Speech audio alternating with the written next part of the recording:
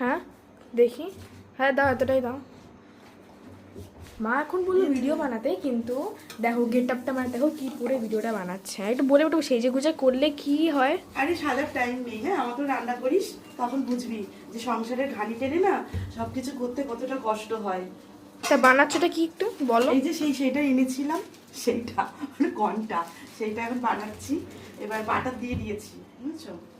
লঙ্কা দিতে পারবো না বাচ্চাদের জন্য। পেঁয়াজ দেবো এখন, না করে কাঁচা পেঁয়াজ খাবি? সেটা বল। পরে না এর উপর দিয়ে দিয়ে দাও, কিন্তু কালো হয়ে যাবে না তো? আমি জানি না। করে ঢেলে দিলাম। প্যাকিং করা আছে বলে 2 মিনিট। কি করছিস তুই এগুলো?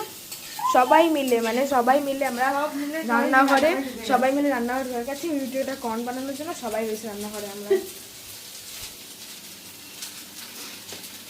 দেখা যাক কিরকম হয়। এটা হাই ফ্লেম বলে তাই আমি এই উনুনটাই করছি। এটা হাই ফ্লেমে তো।